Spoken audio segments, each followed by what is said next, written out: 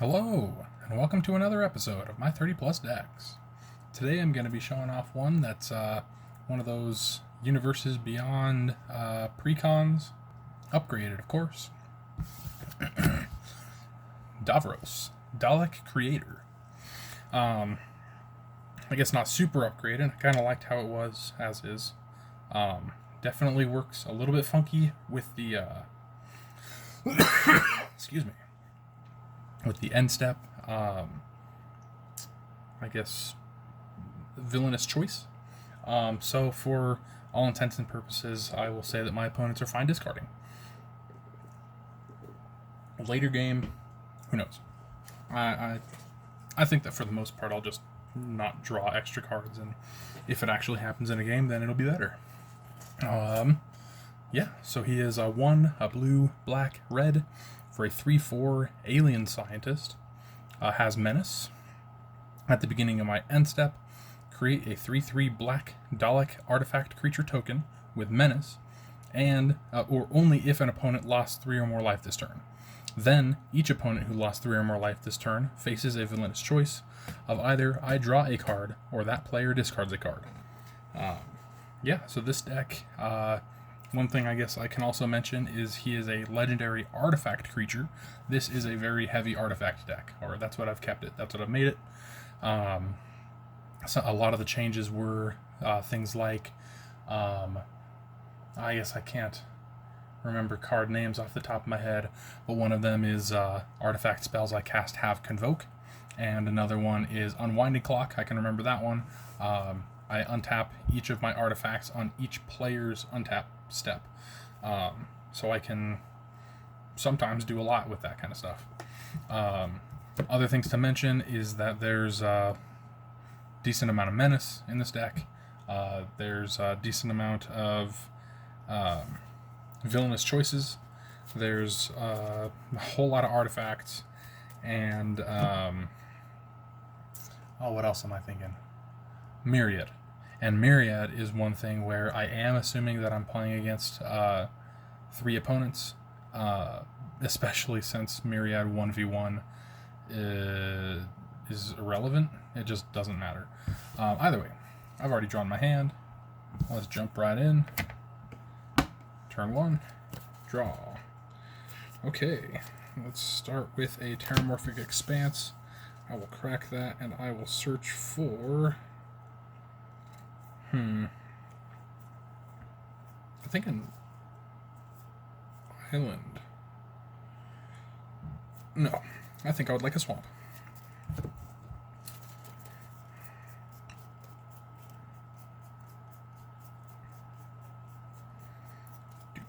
There were actually a whole lot of non-basics in this, so finding the swamp... Okay, there we go. Took me a second. Lots of non-basic lands, which is a great thing. Like, that Universes Beyond pre-constructed deck had a lot of good stuff.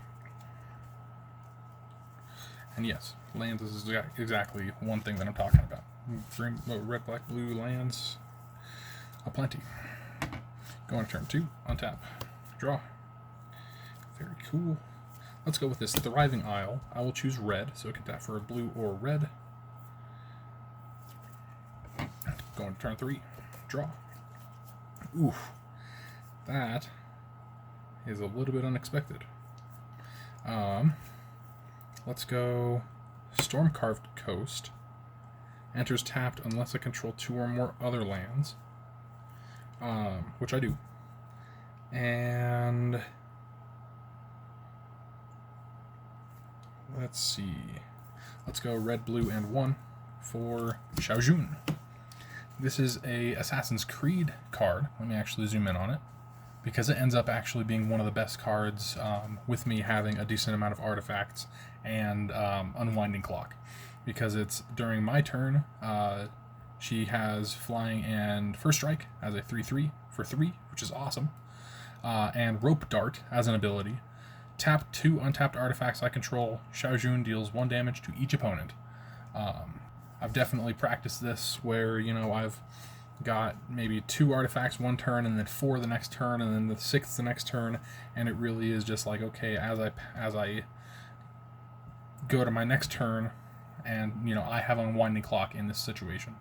Hey, on your untap, or maybe at your end step, because I untapped everything on your untap step, I tap it all and deal you each 3 damage, and then next person's turn, untap everything and rinse and repeat on their end step. Very cool card. Let's go to turn 4, untap and draw. Let's go with a Drowned Catacomb. It enters tapped unless I control an island or a swamp, so I've got that. I'm just going to go ahead and tap all of this for black, blue, red, and 1. Davros, Dalek, Creator. I will go ahead and swing with Xiaojun, assuming that someone does not have a flyer, because I have a 3/3 flying first strike. And I'll say that I dealt one of my opponents 3 damage. I will move to my end step. Davros says that I make a Dalek, and then I will say the villainous choice is that they discarded a card. Going to turn 5. Untap. Upkeep. Draw. Okay. This is my land. Enters tapped. It's a Creeping Tar Pit.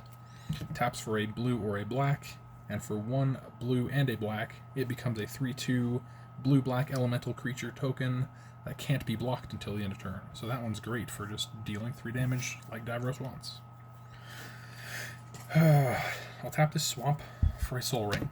I did draw that last turn, but I didn't really feel necessary last turn.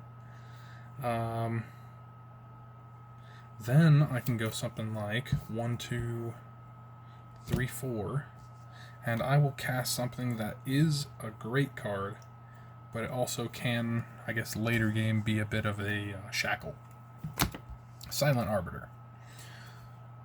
So this says, no more than 1 creature can attack each combat. No more than 1 creature can block each combat.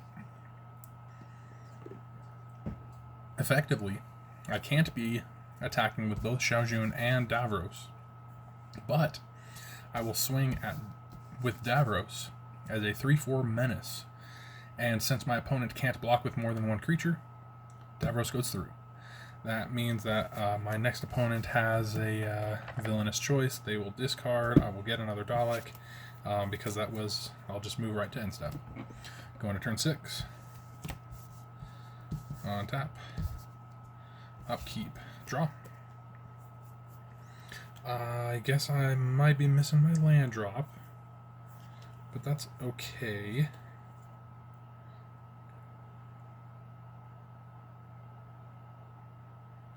Interesting. Okay. 1, 2, 3, 4, 5, 6, 7 to work with.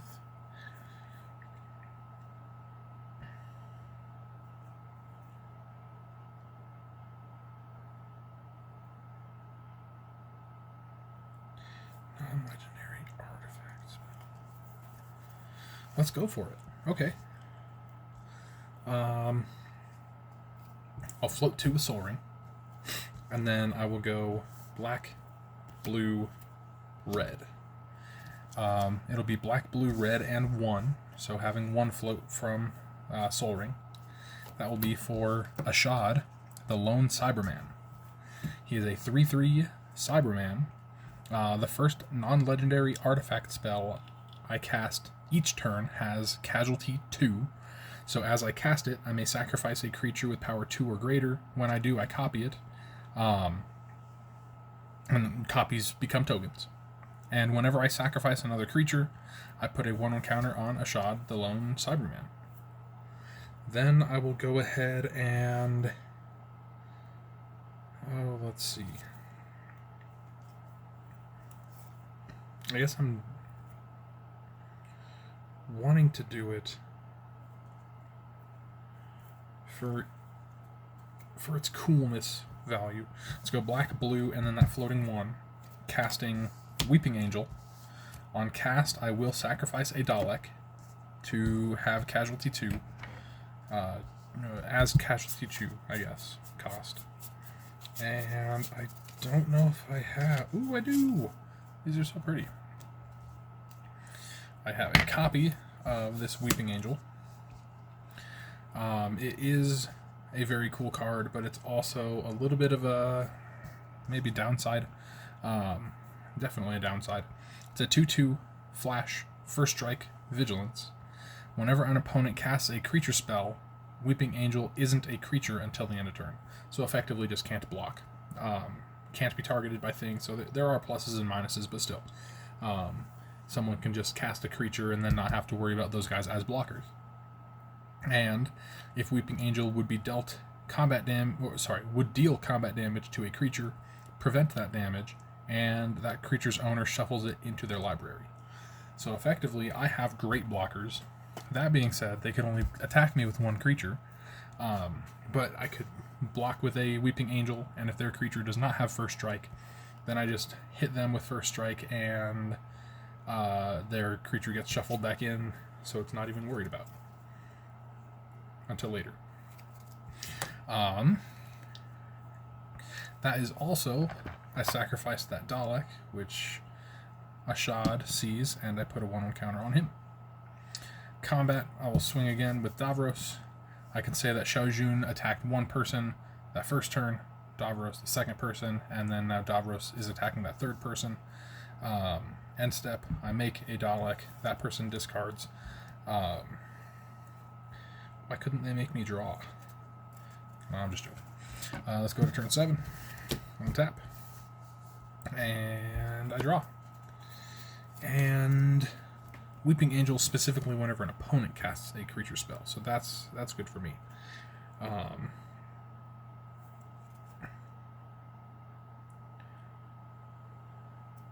This is awesome. It's also very gross.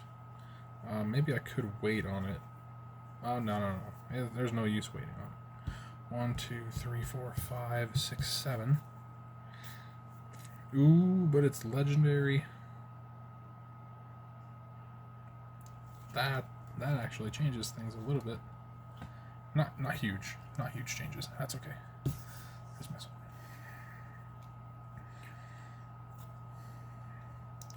it. I think I want to do it. Let's go blue, blue, black, which makes X 1, 2, 3, 4. Casting the Cyber Controller. So when he enters, I said X was 4, so each opponent mills 4 cards. I put all creature cards milled this way onto the battlefield face down under my control. They're 2/2 Cyberman creature or artifact creatures, and other artifact creatures I control get +1/+1. Very cool.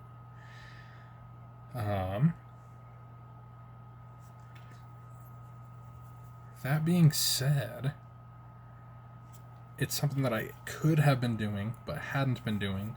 Xiaojun on, for instance, if I have 3 opponents, the person just before me, on their end step, I could be tapping creatures or just artifacts in general through Xiaojun.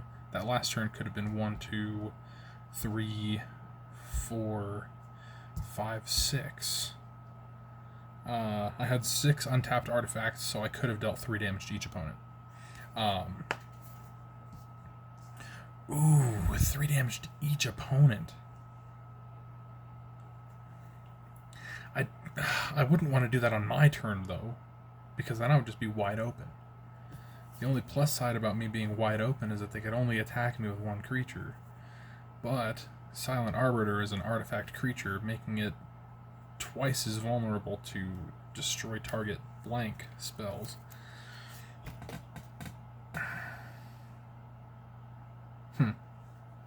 What a fun deck. Anyways, I'll just kind of leave it there.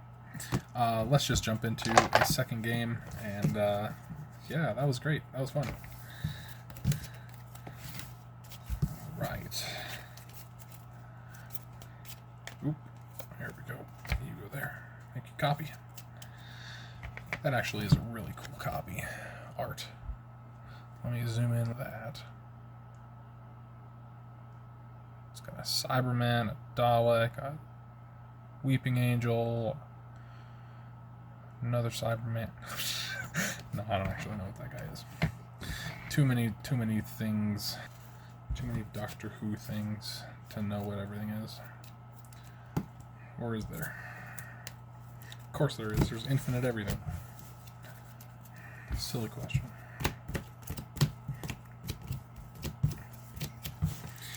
Okay. shuffle up, and evil. Yeah, honestly, this deck, when I saw it, I had recently seen something on the Master Multiplied. So he is in this deck. He's not a deck of his own. He's not any kind of centerpiece of this deck either. But he is a very fun card, just in general. Definitely like half of the inspiration of me buying this deck. The other half was that it's evil. Not that I'm evil, but when playing Magic, who knows?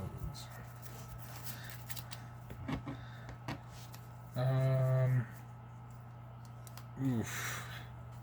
I have 2 lands, 3 rocks. Ugh. I'll run with it.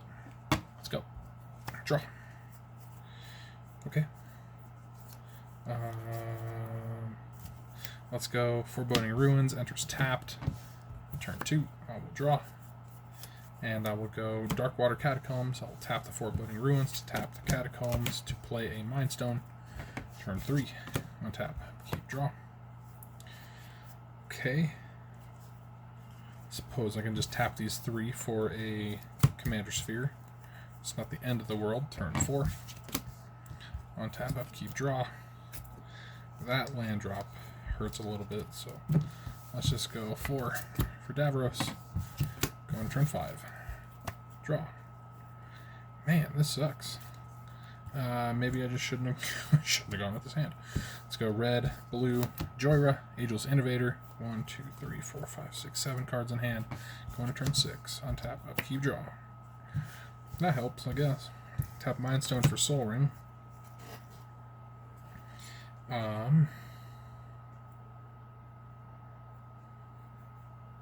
Let's go 1, 2.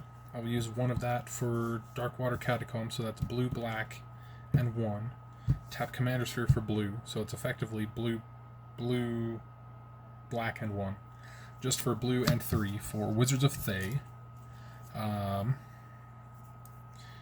That is instants and sorceries I cast cost 1 less. I can cast sorcery spells at flash speed, and it has Myriad, so I could potentially swing with Wizards of Thay at 1 person, and if I have 2 or more opponents, I would make 2 more copies, so my spells would cost 3 less, and I could cast them. I could cast a sorcery at instant speed, kind of thing. Let's pass. Before it officially comes back to me, I would tap Joyra and give her 2 counters, and then no artifacts in hand that I haven't already cast, so untap, upkeep, draw. Darn shame. More not land. Well, I mean, as far as it goes, I don't think that I'm doing too bad with my situation given. So 1, 2, 3, 4, 5, 6 to work with. Sadly, no artifacts in my hand either.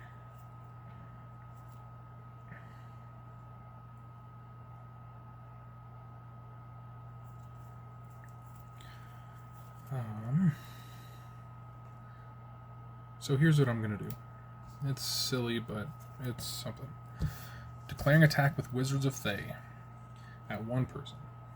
Copies for my other 2 players, or other 2 opponents, so that my sorceries instants cost 3 less currently, and I can flash speed cast a sorcery. And so I will tap Mind Stone to tap this, so that's blue, black. Let's go blue. So that's blue, blue, and 1...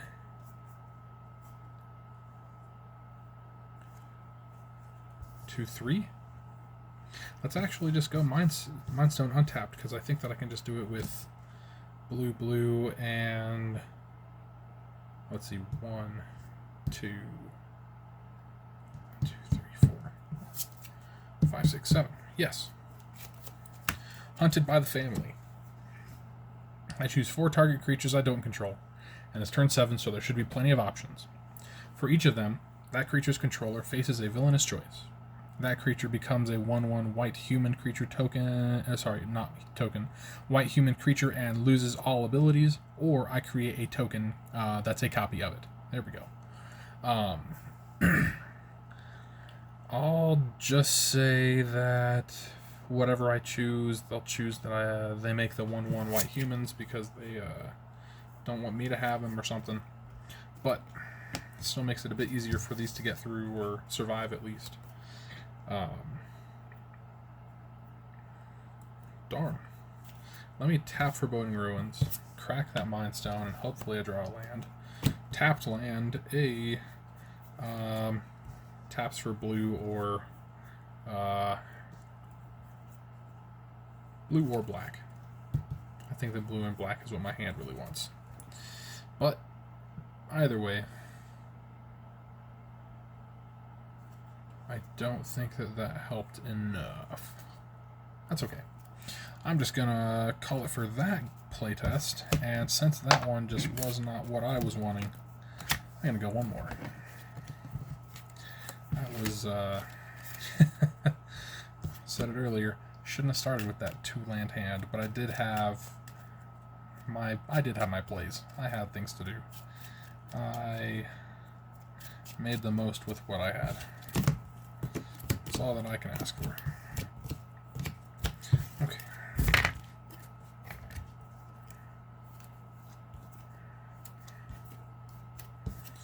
There we go. Spread out. And shuffle.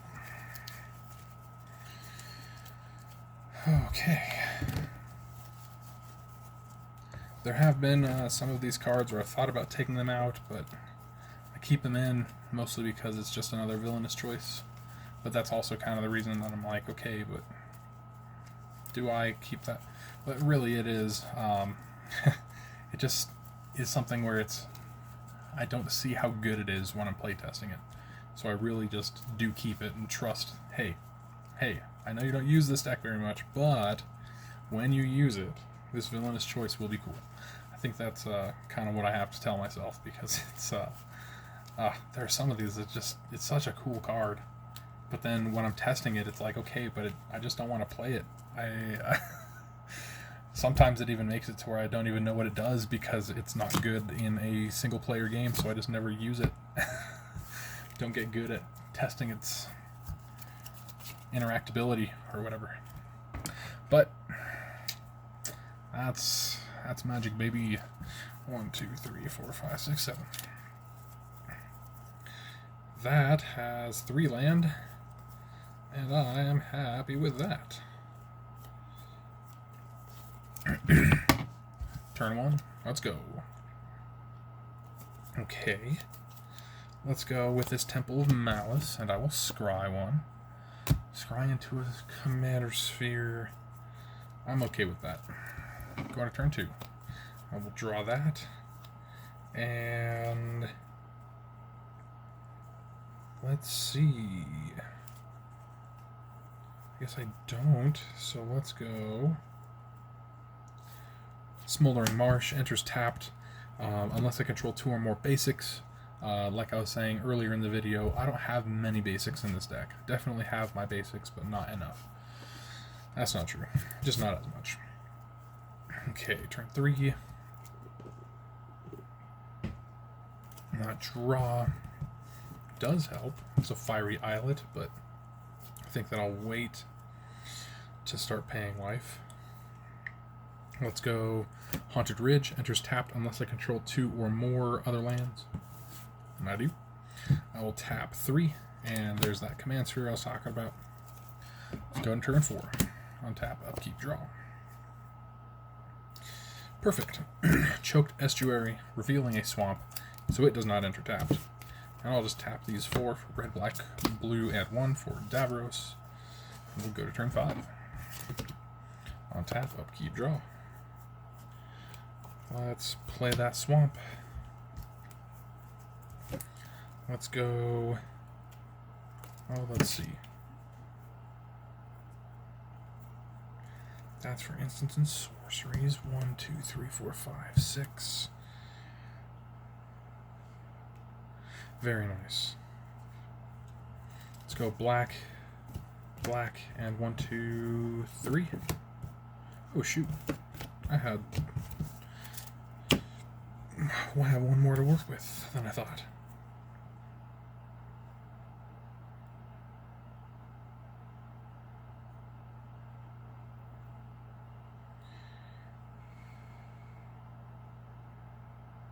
I see. Okay, let's do it now.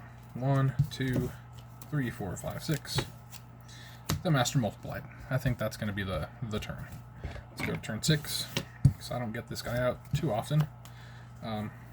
Especially on turn 5 in a playtest, yeah. Let's go with this Fiery Islet as my land for turn. Let's see. Blue, black, red for... No, let's not do him yet. Not enough instants and sorceries out yet.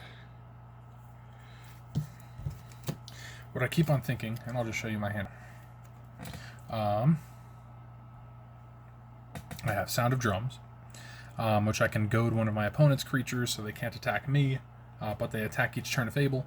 And if they would deal combat damage to a permanent or player, it deals double that damage instead. Also, a ability for 2 and a red.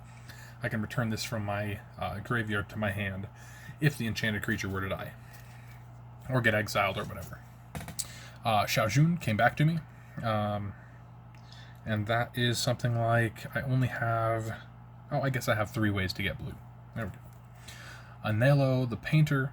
I keep on thinking that I can just cast him and that would be good. He is a 1/3 Death Touch.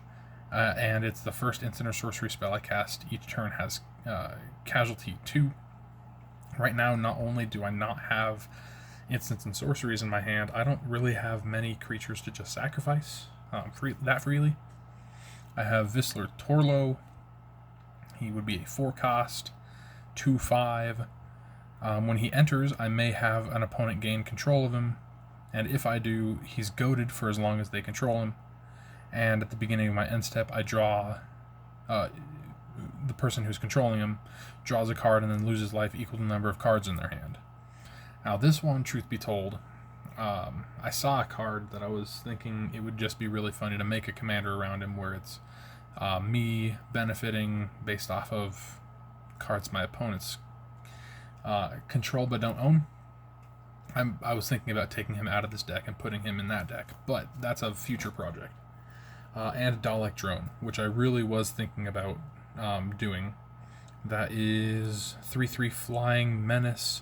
When it enters, destroy target creature an opponent controls. That player loses 3 life, which would trigger Davros on the end step, at least.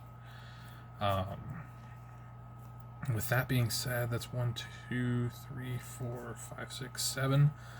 I can't do... I could double cast doing like Visler Turlo and Xiaojun or something like that, but I don't think it's worth it. I think I'm just going to go black, black, and 1, 2, 3. Dalek Drone, destroying something of someone's. They lose 3 life.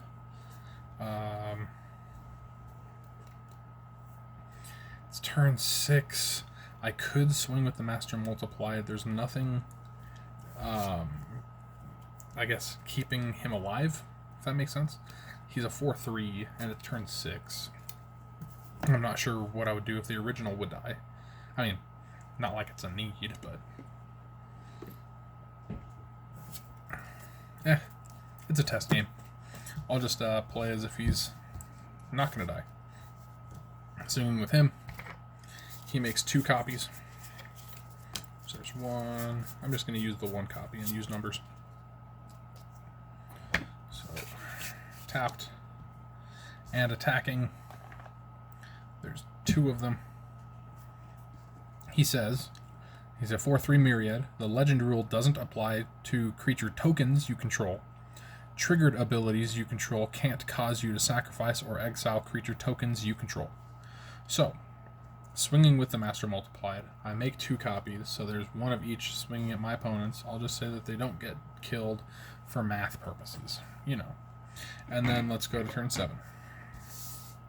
We'll untap. Actually, on my end step, that would be at least the Dalek for that. Untap and draw. Neat, I drew a Soul Ring. Oh, does that help? I'll tap the Swamp for the Soul Ring.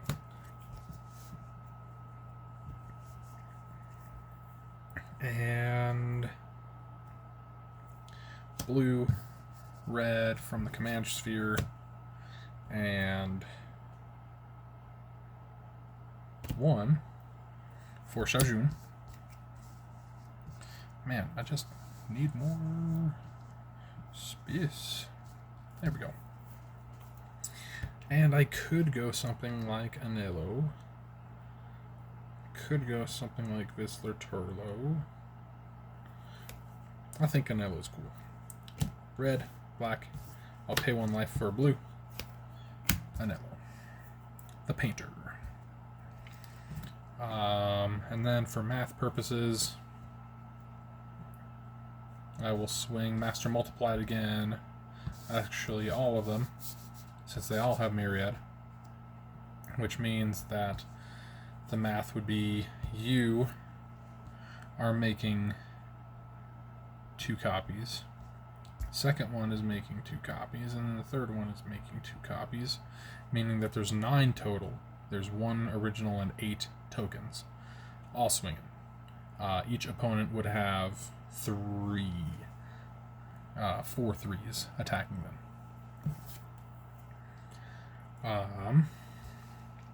I could also swing Dalek drone at someone out of spite.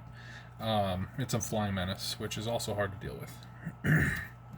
What do you mean spite? What do I mean spite? I mean end step. I make a Dalek and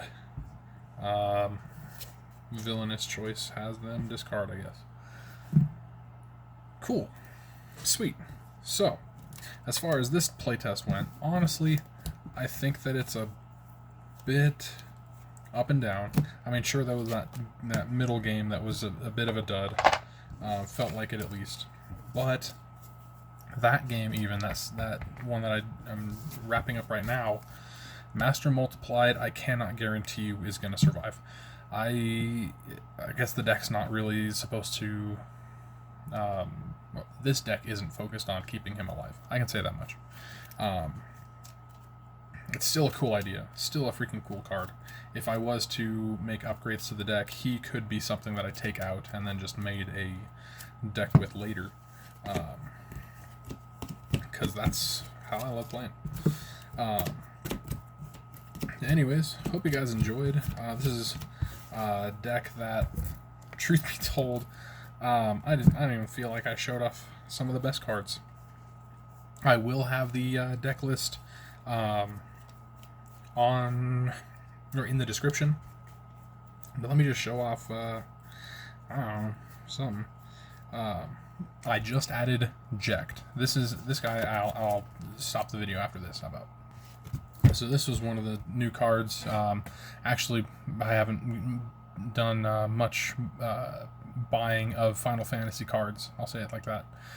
This is one of the few packs that I have, or one of the few cards that I have gotten from a pack. So he is a 4/3 menace, and you've seen in the deck, menace can be gross. That's one other card in the deck. It's Vorak Battlehorns. If you're not familiar with it, you could put it in any commander that has menace, and it's just good, because just about any commander or any legendary creature with menace has something to do with dealing combat damage. Don't quote me on that, but a lot of the times, just a legendary creature with menace, like this one, it's a 3/4 that is, hey, if someone got dealt 3 damage, and I'm a menace creature, yeah, Vorak Battlehorns is a great addition to any deck that has a menace commander. Anyways, 4/3 menace. Whenever he deals combat damage to a player, I may exile him and return him to the battlefield transformed under his owner's control. And he turns into a 7/7 menace. Each opponent discards a card, and I draw a card. That's the first 2 instances. And then each opponent sacrifices 2 creatures of their choice. It's evil. Now that being said, after that, he would get sacrificed. He is not recurring himself. And there's not that much recursion for non-artifacts in the deck. So he is a very cool addition. Definitely kind of a one-time use, but that's also why it's a May ability for that flip, I think. Anyways, hope you guys enjoyed. Hope you guys have a great rest of your day, and I will see you on the next one. Later.